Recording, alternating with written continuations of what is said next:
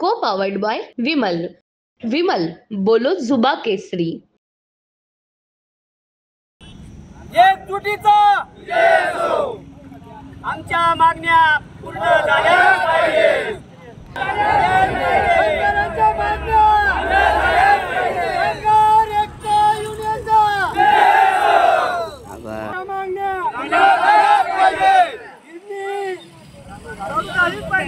Kidney चालू झाली पाहिजे. हिशोब झालाच पाहिजे. आमच्या मागण्या मान्य केल्याच पाहिजे. अडकलेली रक्कम मिळालीच पाहिजे. कामगार एकजुटीचा आमच्या मागण्या पूर्ण झाल्याच पाहिजे. अडकलेली रक्कम निघलीच पाहिजे. ही गिरणी 8 महिन्यापासून बंद आहे.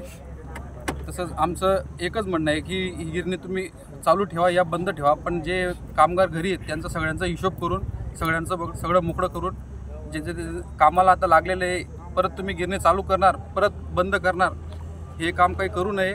डायरेक्ट बंद ठेवावी. चालू तर तुम्ही पूर्ण क्लिअर करून गिरणी चालू ठेवावी. किती दिवस झाले बंद आणि काय चाललंय नेमकं? ते 8 महिन्यापासून बंद आहे. ते डायरेक्ट सांगताय की बुवा आम्ही दुसरीकडे शोधतोय बुवा पार्टी, पण प्रयत्न करतोय बुवा आम्ही चालू करण्यासाठी, पण त्यांच्याकडनं ते काही दिसत नाही आहे. तरी सगळे कामगार इकडे तिकडे कामाला वन भटकतायत. नाव माझं जितेंद्र भिका पाटील आहे. 3 वर्षापासून आमचं गिरणीचं बंद केलेलं आहे त्यांनी. 6 महिने चालवतात, 2 महिने बंद असतात, 2 महिने चालवतात. आता 8 महिन्यापासून बंद आहे. ते आम्हाला काहीच भेटायला बी येत नाही आहे. चेअरमन साहेबांना निरोप देतो, चेअरमन साहेबांनी बी ऐकत नाही आहे. वाय चेअरमनला बी सांगितलं, वाय चेअरमन सांगतो चालू होणार आहे. असे 2 महिनेपासून 7 महिन्यापासून त्यांनी असंच केलं आहे आणि आजपर्यंत आम्हाला काही निर्णय देता नाहीत आणि ते सांगतात बी नाही चालू होणार का नाही होणार.